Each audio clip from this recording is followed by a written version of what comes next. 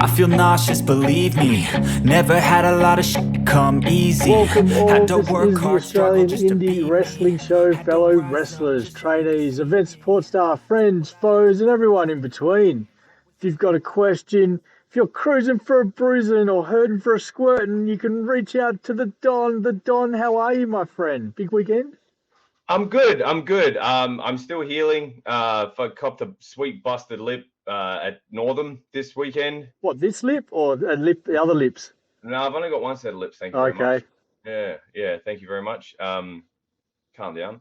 Filthy animal. This weekend, worked for STW. I'm the Southern Cross champion at the moment. We had a match. They had a show out in Northam, which is an hour from my place, which is funny because it turns out it's about the same time distance from my place to Northam as it is from my place to Baldivis, which is where they also hold shows, and about the same distance to Merriwa, which is a place where we used to do a lot of EPW shows. So Southern Territory, fuck around. Yeah, but it was a really nice drive. It's basically straight out of the city. There's no, like going to Baldivis, you go down Rohi where you're cutting through all the main part of southern Scrub. Perth, I guess. Yeah, southeast Perth. Then you're going down the freeway, and that's cutting down. And yeah, going out to Northam was great. It's a perfect time of year. Everything's still nice and lush and green. Nice country drive. You're hitting 110 out there. You know, get that maximum speed limit. It's just about no traffic. Northam's a much bigger town than I had thought. I haven't been to Northam for years. Last time I was in Northam was for Army cadets when I was like 15, and we only went to Northam The last Army time barracks. I was there, I saw a man launch his hot air balloon. He never came back. Yeah. That's hectic. I do guide a little bit country sometimes, but it's mainly through York, which is a much smaller town. But we're out in Northam. Arrived there and everything was getting set up. It was a good show. A really good show. Did you help with setup for this one, Don? Well, I did a little bit, but not a lot. My plan was, I thought that the truck was arriving between 1 and 2 o'clock. My plan was to get there just before 2 so that everything was there. I didn't have to sit around and wait and do nothing. But I got there just before 2 and most things were set up. I did help with a couple of things, nothing major, just adjusting a few things. Had my match. I was wrestling the great George, who's a fantastic worker. Really been wanting to work with him for a long time and finally got the opportunity. The crowd was there for everything. Like, they were there to be entertained. No one was sitting on their hands. They wanted to make noise, and they did. They came along with everything we did. We went for a head scissors. George's knee collected my face. It was really good. My tooth went into my lip. Some skin of my lip stuck between my teeth. Little bit of blood, nothing major, but I had a fat lip for the last couple of days, and it's healing up nicely. You can't notice it, Don. You still look at a picture of health. Still sharp as a tack. And they had an international guest, Mwabe, who came down and wrestled Julio in the main event, which was they had a Northern street fight, which was an interesting match. They had fun. They fought around the building. The fans were well entertained. Everyone had a great time. So did I. Good stuff. So yeah, Northam, Southern Territory Wrestling, and that was the Super Clash, was it? Super Clash. Super Clash. Say it like you mean it. Hundreds of residents crowded into Northam's town hall east of Perth to vent their anger. Yeah, out at Northam, so a bit of a drive, but a bit of entertaining the country fans and some that had made the drive out from Perth. Myself, I didn't have to travel as far, but it was still a nice little jaunt into the city. I went to Peak Pro Wrestling at Evie's, so that was an interesting one because they had all the Deathmatch wrestlers from Deathmatch Down Under over. So and we'll hear more from Raneem later in the show. Yeah, I saw a bit of footage during the week of the Renegades show, and it was in particular Jarvis and Murdoch standing atop of a ladder, crashing through some tables. Well, not crashing through some tables, crashing beside some tables, unfortunately. Yeah. Don, I know you saw this footage because I sent it to you. You did send it to me. It's unfortunate. I feel for those guys because they had a plan set up. It's not something you can do a run through for. It's not something you can go, oh, we'll just set it up and check it out and see if it all works. I'm not sure if those guys have ever done that kind of spot before. I was going to say, can you do a bit of a Stevie Richards deep dive for us, Don, and tell us where they fucking went wrong? So watching the footage, as the ladder was going over, I noticed the ladder started to tilt, but they stayed upright as they went down. As hard as it is, because obviously it's a falling ladder, you kind of got to stay with it. And then just as it's about to hit the ropes, a little bit of a jump to get yourself nice and clear of the ropes. What happened was they maintained upright as the ladder went over. So as they got to thing, there was no real momentum to throw them out. Their momentum just went straight down. But it's one of those things that you can't practice.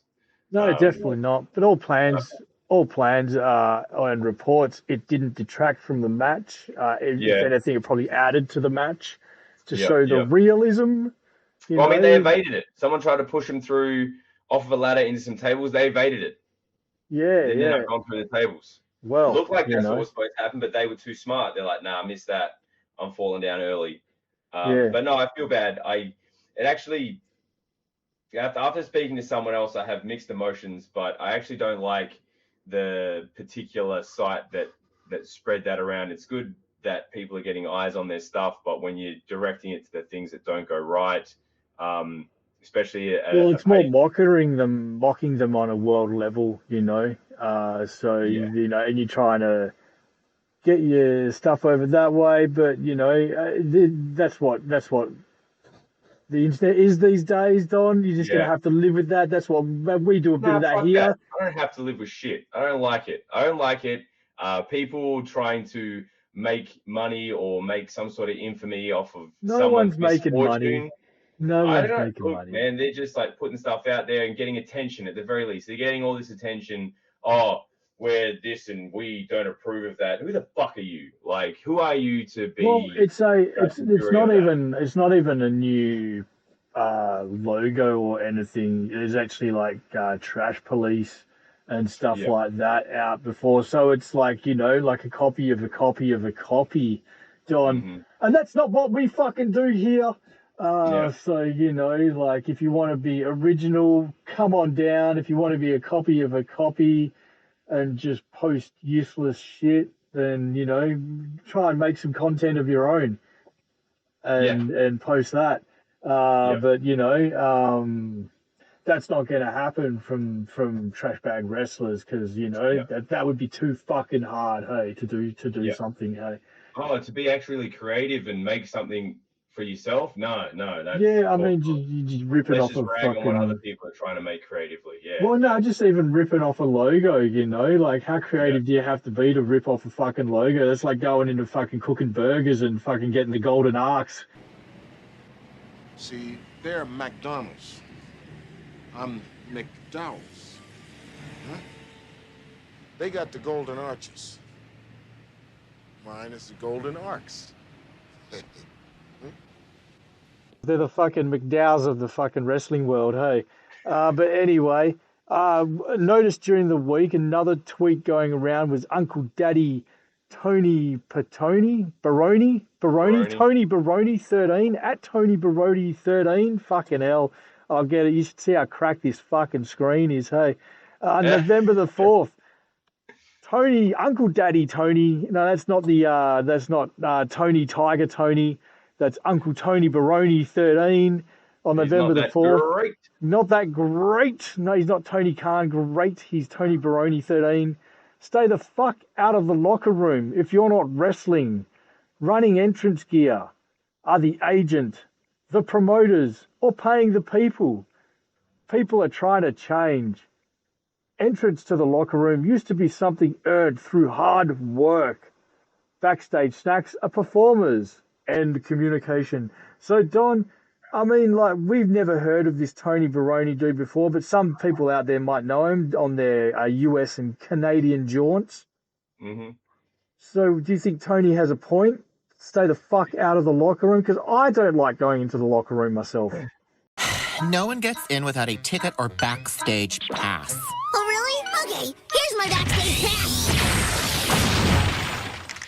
Oh, I enjoy this show. I agree with his point, his sentiment, because the locker room is there for people to get changed. The locker room is there for people to get ready for their matches, to get prepared. They don't need to be in there with some random who's, whatever their purpose is. If you're there for some sort of backstage pass, you know what I mean? They've organized that with the promoter, someone paid extra, or they want a ticket to come meet their favorite wrestler. That's a different story. But if you're just a guy who's bringing his mates into the locker room because you think you've got some swagger, don't do it. Just don't. Swagger, Jack Swagger. Yeah.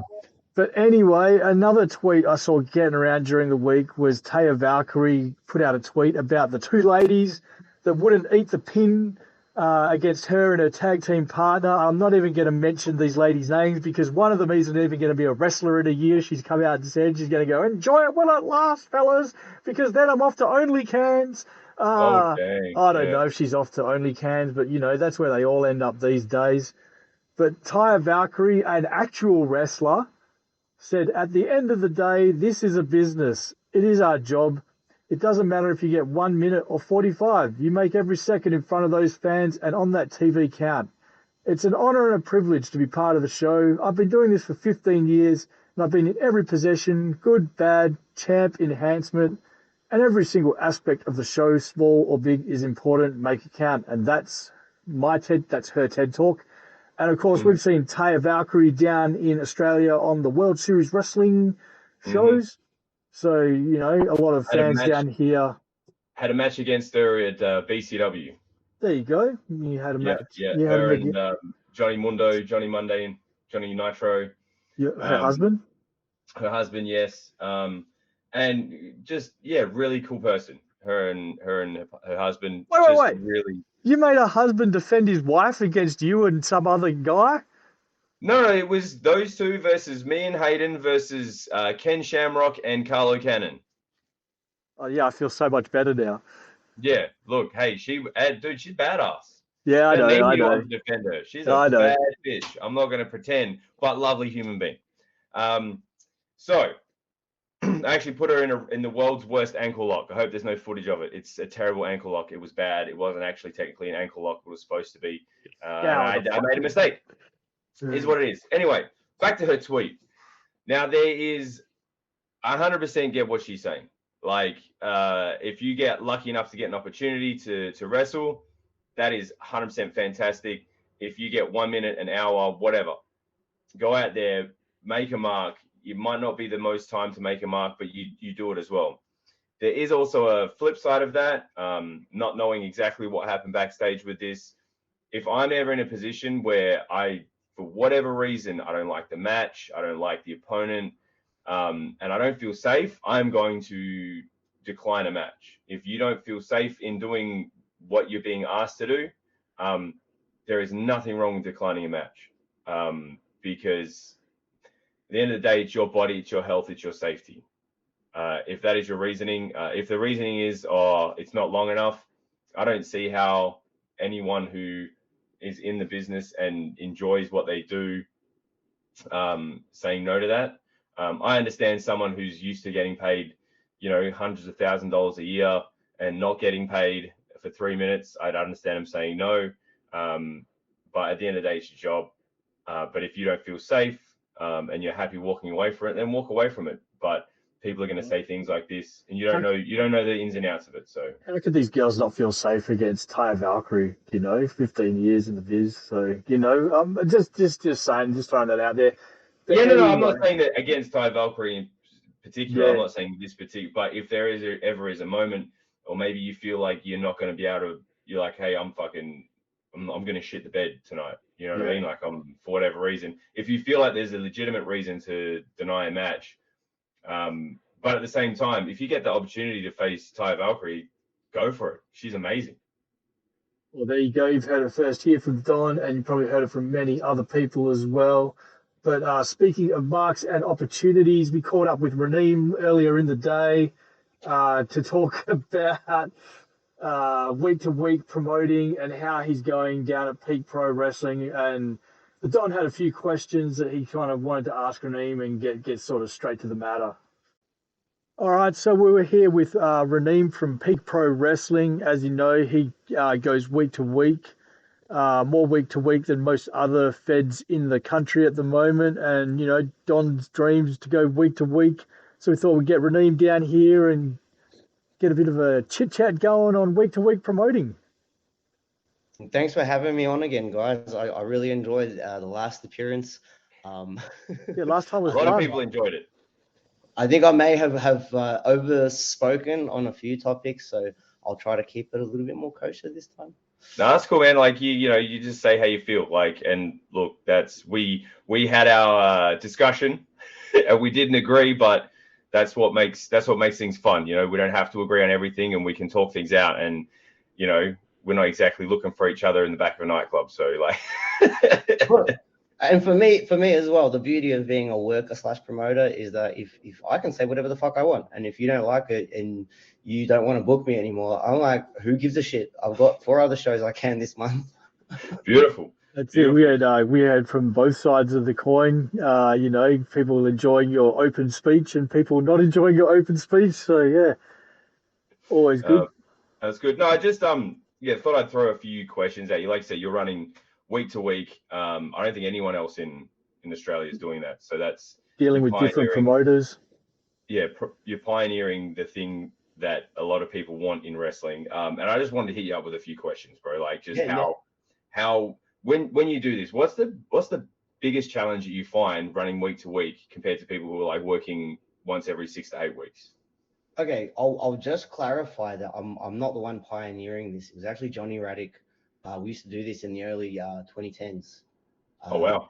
Yeah. Johnny Radic was the one who gave me the idea. He was the one who was doing it for years before I ever tried. All I did was just copy paste what he did, which I was there for, you know. Yeah, actually, tell you the truth, now that pops in my head, PCW just about does it still now as well. So I think they've gone to fortnightly. Yeah, they've gone. Bro, when I think weekly shows, most of these guys they're talking about doing a training show or just whoever's available or whatever. Like we're doing weekly shows with like Sid Parker and Gore and Adam Crow, like fire talents, you know, like it doesn't compare. So even when PCW was doing weekly 1 hour Thursday shows to showcase 3 or 4 of their rookies, man, like I don't count it. Okay. Yep. Yeah, the biggest challenge for me, to answer your question, the biggest challenge for me is to finding talent that are consistent. Yeah. Like the churn is crazy with talent. For obvious reasons, you know, we're a little bit unprofessional, disorganized. It might not be everyone's cup of tea, but also because I realized that there's not actually that many wrestlers in Australia that want to work every week. Yeah, okay, fair enough. Which was a big shock for me. Yeah, I couldn't. For me, that's the dream because it's the most similar to what we all watch. You know what I mean? Week to week to week, and then a big pay-per-view. You know what I mean? That's me personally. That's what I grew up on, and that's the show. You know what I mean? Like 70% of the wrestlers that I work with are quite happy doing 1 or 2 dates a month. Like. Yeah, okay. And I'm like, well, there's not much I can say about that. You know, I'm not going to sit here and bitch that they won't take a booking or whatever. It's like, wow, I thought this would, you know, you guys could run weekly storylines. We could really do something fun here. And everyone was just like, it's too much effort. Yeah, that hurts me. That hurts my soul. Yeah. For me, it was a big wake-up call. It was like, I became extremely jaded and bitter very quickly. And I'm like, far out. Wow, I thought this would be something that a lot of people would want to jump behind. And not to say that a lot of people didn't. But there's quite a few more that I was a little bit disappointed. Like, I thought this would have been right up your alley. And if you put a little bit more elbow grease, a little bit more care into it, you could have really got something out of this. Yeah, flat out. You think it'd make it even easier for them? They'd have to do less social media content because it's every week there's something that they can use rather than creating their own, you know? The other thing, and one thing I want to point out, almost every single show that I work these days, there's constant, incessant bitching about who helps with the ring and who doesn't help and who didn't pay for a ticket despite not helping and blah, blah, blah, fucking blah. And nobody can communicate like a fucking adult because they're too busy being passive-aggressive little shits rather than just saying, hey, can you fucking do this, please? For me, the beauty of having the fucking venue all set up is that guys could come at 5:30, and we're not going to get these little clicks of this guy helps and this guy doesn't, and this guy's this and this guy's that. You show up, work your fucking match, and get the fuck out. Yep. There's no pack up, there's no clean up, there's no nothing. Yeah. And I thought that was really good for the mentality of the younger workers as well, because holy fuck, do they get browbeat at shows about helping and not helping, and who does ring crew and who doesn't help. And so fucking stupid. Yeah, no, I get that, and I can see the beauty of that. For me, it's like because I'm at a show, I'm helping. It doesn't matter. Doesn't matter how long I've been doing it. I'm like, I want this show to run well, so I'm putting 100% into it. Yeah, man. And there was a time myself where I was like, man, there's people walking around here doing absolutely nothing, and they wrestle their match and they leave straight after their match, and it did piss me off, because I'm like, do they not want this to be better? Yeah, You know what I mean? It's like I was setting up the ring at 24 Moons for DMDU. We have fucking Mickey Knuckles and Dale Patricks and one-armed Vixen carrying poles and shit. And I just looked at these people and I'm like, are you not embarrassed? Are you not fucking embarrassed? That you're sitting there in a chair doing nothing, and this person who's just destroyed themselves in the match is now actually they're guests from another country, and they feel compelled to help. I could not convince Dale Patricks to just sit the fuck down and relax. He refused. I'm telling you, man, though, if you told me to do that after a show, I'd be like, cool, I'm sitting down. But yeah, each to their own. So going forward, man, obviously you have no signs of slowing down or stopping, which is great.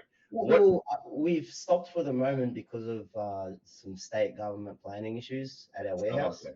Yeah, we found another warehouse, but it's probably going to be another few weeks before we can move into it. So for now, we're just running whatever dates we can book at any place that'll have us. Like we're doing a no-ring show this Friday, our first ever no-ring show. Just because it looked like a bit of fun, and I had some guys booked, and I didn't want to, not honor those bookings. Yep. Because in Perth, Dude Where's My Ring runs regular no-ring shows, and they draw, and they're great, and people have a great time. So there's definitely a market there. Like for if you in between doing something like that, keep the guys working. That's great. But say you get your new warehouse, you're all ready to rock and roll. What are the sort of improvements you're looking to make to your show moving forward? Improvements. I want to bring better talent on. I've got to be honest. And it's no disrespect to all the guys who've worked really hard with Peak so far. We've put a tremendous focus on younger talent and more inexperienced talent. And with that investment comes some matches that you probably don't want to show. You know what I mean? Yep. Probably with our own space and with our own training school, I'll give a bit of a wink out to people out there that a certain Mad Dog McRae may be interested in training people regularly. Okay.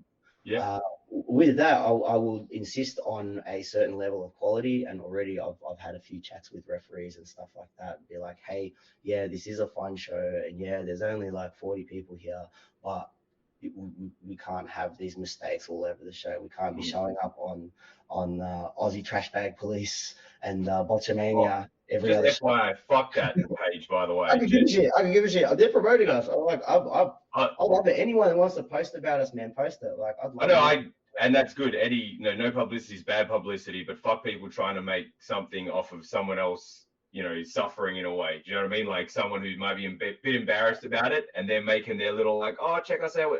It's just like, do something, and then have someone rag on your shit, and then see if it's as fun. You know what I mean? Look, I encourage the wrestlers to heckle as well at the shows. I'm just like, I think we all need to just develop a little bit thicker skin and have a bit of a laugh, Like, we're gonna fuck up, and we're gonna do stupid shit. And you know what?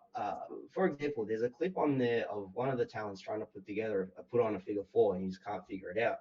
And we fucking roasted him mercilessly for it, but you better fucking believe that guy knows how to put a fucking figure 4 on now. That's fair. So, all's well that ends well.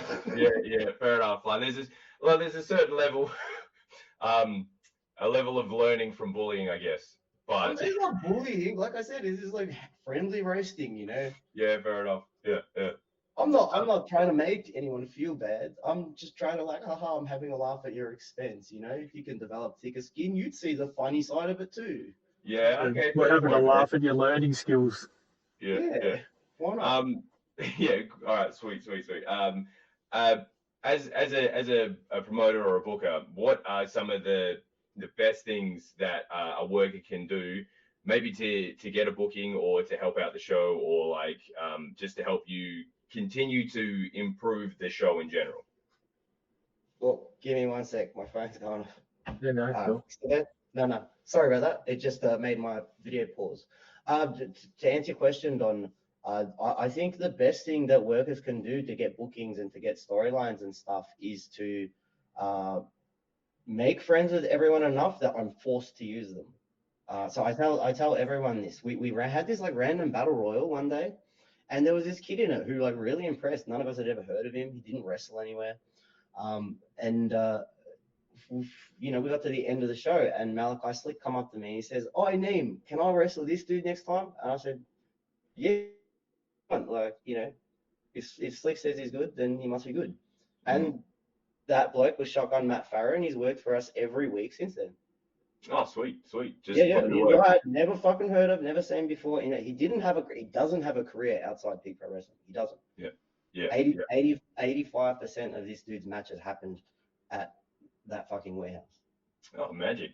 And then on the flip side, what's the worst thing a worker can do to sort of set you off or piss you off or put you in a position where you're like, dude, don't ever come around here again?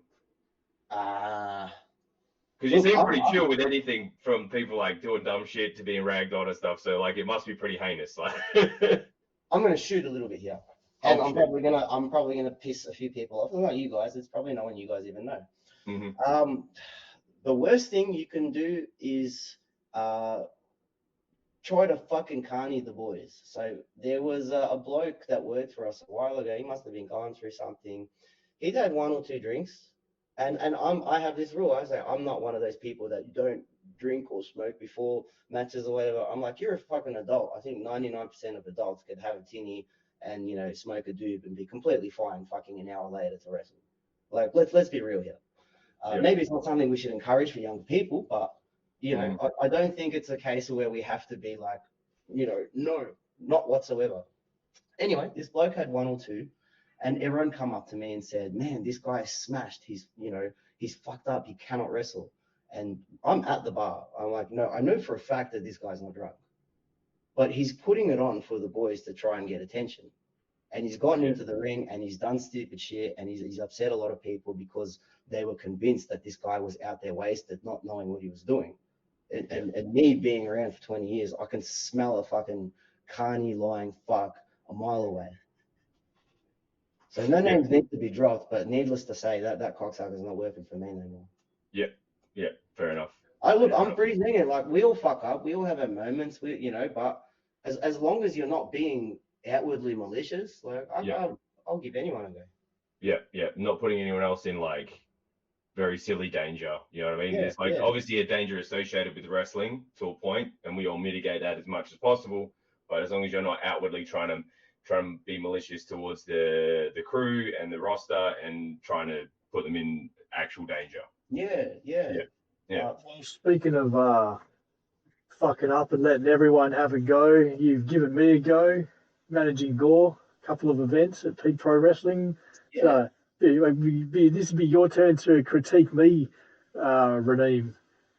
You know what? This motherfucker, SFI, has been, and I say this to everybody, he's been my biggest fucking get. My biggest fucking get. Like, wow. Shit. The best talent acquisition that we have made. Great manager, fucking saved our asses with the sound so many fucking times. I'm sure you guys are aware we're not some like professional crew with hundreds of thousands of dollars. We're just a bunch of dudes trying to hack it together and figure all this technical shit out. And thank fuck SFI. So good with that shit. Sorry, I shouldn't have meant to. He can beep that. Oh, god damn, man, he's been the absolute best get. And the managing stuff that you've done with Gore, having your dick bitten and pulling Bonnie Byrne and stuff, like, oh my god, it is. I cannot wait to release those shows. Once We're Keyboard Warriors should be out, hopefully in the next week if I can finish moving house. Oh, sweet. Yeah, awesome. Oh, well, we'll look forward to that. We'll What's see that, how sorry? many other shows give it a review. Yeah. Sorry, I was still Let's here to advertise. So, see. Can I surprise you guys with something? Yeah, sure. yo, maybe I'm hard to surprise, friend. Okay, so I've been talking about how Peak Pro Wrestling has allowed a lot of talent to get a lot of reps in, and I think a lot of people don't realize that there are quite a few talents on the Melbourne scene and even a few Adelaide guys that have had roughly 70 to 80% of their entire careers at Peak Pro Wrestling. Mhm. One of whom is Sam Skittles Huxley. He started at Adrenaline Pro Wrestling, but of course they only run once every few weeks, and there isn't a spot for everyone. He debuted for us as a referee, took the best bumps on the card as a referee, and then came up to me afterwards and said, "Hey, is there any spot for me to referee next week?" I said, "No, motherfucker, you will be wrestling every week from now on." Oh, nice. Just because he just took these tremendous bumps and he was like great at selling. I'm like, no, you don't referee here anymore. Yeah. You've graduated. Yeah. So if you could, I want you to go to Amelio Crow PW's Instagram story. Yep. And we were looking on Cage Match last night just as a laugh. And we realized if you go to the Oceania section, the most active pro wrestlers of 2025, I'd say 9 of the top 10 are all regulars at Peak Pro Wrestling. Oh, wow.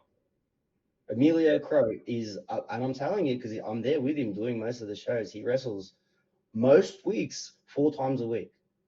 Oh, wow. Yeah, That's a lot of magic. And this is what I want to point out. And I know that there's not many, I don't know how many wrestlers are paying attention to this, but I want you to really, really, really pay attention now when you say Amelio Crow. 20-year-old fucking Amelio Crow is the most wrestled wrestler in Australia. And that's because of Peak Pro Wrestling. And that's because of Adrenaline Pro Wrestling. That's because of Alpha Pro Wrestling. And that's to some extent because of Deathmatch Down Under as well. Yeah. I know a lot of people like to look at this group and say they all use the same people. They all do this. They all do that. The shows aren't great. We are out here fucking working. We are out here getting guys. Sam Skittles Huxley fucking debuted this year. And then he's main evented against Sexy Eddie and Neil Diamond Cutter. Yeah.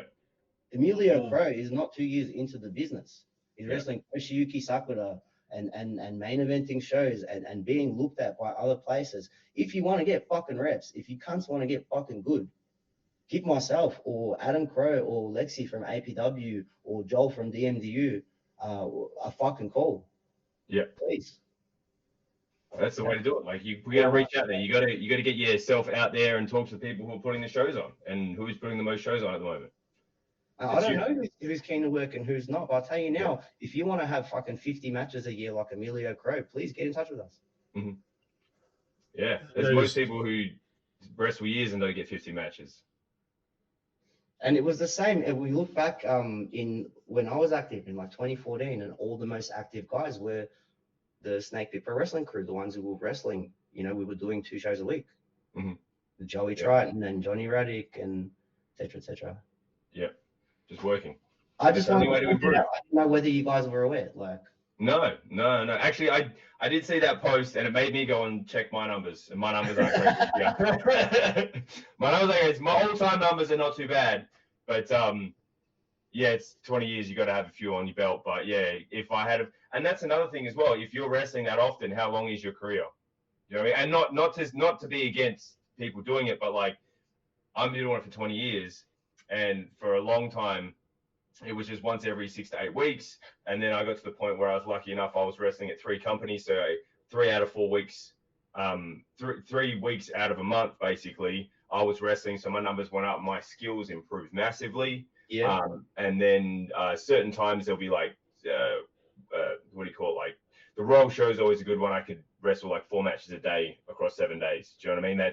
Those sort of times are really good, but it's not every week. You know what I mean? You have the opportunity if you guys are wrestling every week, and then there's also a Saturday show, and then there's also someone on a Sunday show. So that's 3-4 times in 1 week. And then the next week you get 2, and then the next week you get another 3. Or it's amazing for your growth. You know what I mean? You can't beat it. It is. Oh, I made a joke yesterday to someone. I said, if Jahari was getting good at the pace that Mayhem we're putting on events, MCW would have given him that booking in about 2030, I think. Yeah. Well, Because he had a year's worth of experience in like 6 weeks. Exactly. And the thing is, if you're only wrestling every 6 to 8 weeks, you do your match, you get feedback, and then you don't get a chance to put it in practice for weeks. But if it's weekly or a couple times a weekend, feedback. Do the match, go to training the next week, fix it. Do the match, go to training the next week. You will get so fucking good so fast. Everyone does. Everyone does. Yeah. Jahari did mention to me that they did say, because he doesn't fucking work anywhere else. Jahari doesn't fucking wrestle anywhere else, really. He had one match with Ospro, I think, and so they specifically said, yeah, we saw your matches at Peak and we'd like to have you. Yeah.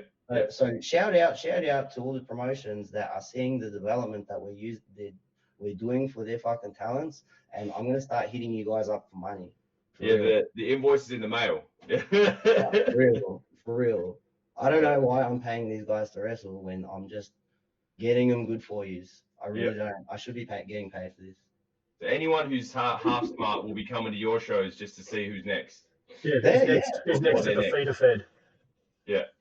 Oh, you can call it a feeder fed. I think these guys are doing good work, and we're protecting them. We're not trying to expose them. And like, for example, Shotgun Matt Farrow, you would swear he was an amazing pro wrestler based on his performances. And he's very good. He works very hard.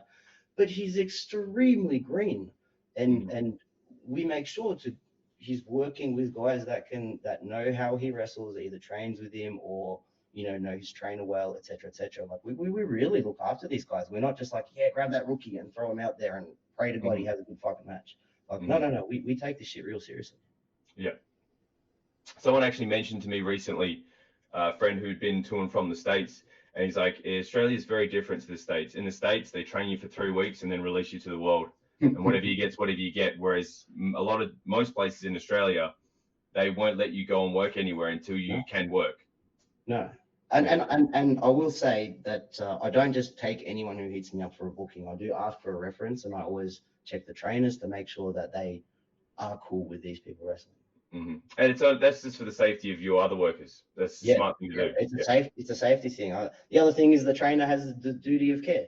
The trainer is the one who should say whether they are safe. Here's the thing: if some stupid kid says he's ready and his trainer says he's ready, and you hurt someone in the ring, I'm not taking it up with the kid. I'm taking it up with the trainer. You know what I mean? So I need the trainer to sign off on it. Otherwise, who's liable? Yeah, that's no it. One. You call it, I'm liable in the end. Why did you book a rookie? That's it. Why did you book a rookie? Well, I was told he was good. In that constant loop. Don told me he was great. I didn't know he was going to snap 3 people's necks. Don, you should apologize. Something like that. My bad. All right, I'm sorry. Sweet. Well, thanks for coming on, man.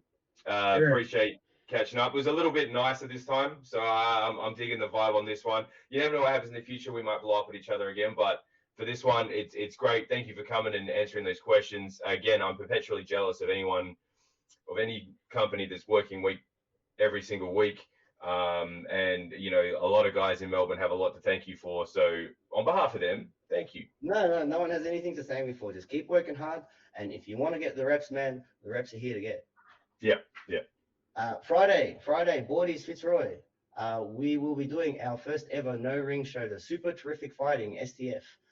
Mad Dog versus Amelio Crow in a match with completely no fucking rules. So Amelio Crow is definitely going to be murdered live. Check it out. It's also a good party vibe to come down to and chill out. I think you wanted to mention as well, SFI, hey, like it's mostly like young females that come to the show. Like it's a party vibe. There's a bit of a party vibe going down at Peak at the moment. So if you're into that kind of vibe, get down. All the girls have become great friends, right? They all come from different places, and it's become like a social club almost. And after we lost our warehouse, I would see photos of parties that we're having on Friday. The wrestling wasn't on, but they were still hanging out together, which was so fucking cool. That's cool. It's created a community. That is, I think, if nothing else, that's my proudest achievement is that fun little community that we've created, where we haven't said these are the fans and these are the wrestlers. We said we're all friends. Let's put on a show and enjoy it and get drunk. Nice. Well, I think we'll leave it on that end, and everyone get down to Peak and get drunk and get partying. Thanks so much for having me, guys. I really appreciate it. Thanks, mate. No worries. Cheers, brother. All right, cheers. Well, thanks to Raneem down at Peak Pro Wrestling, and you can catch them weekly, and like it seems to be like some big things happening. And yeah, as Raneem said, reach out to him if you want the reps. You know, if you're in Victoria and you want the reps, Adelaide, come down and get in a weekly rep down at Peak. But Don, get us out of here. Give us the wrap around the weekend because I've got clowns at the oil rig wanting my attention. Cool. So wrap around the country this week. If you're in New South Wales, Newcastle Pro Wrestling have Steel City Showdown, Friday, November 14th. Big show for those guys. It's always a big one there. Also, Wrestling Australia has Proving Ground, Saturday, November 15th.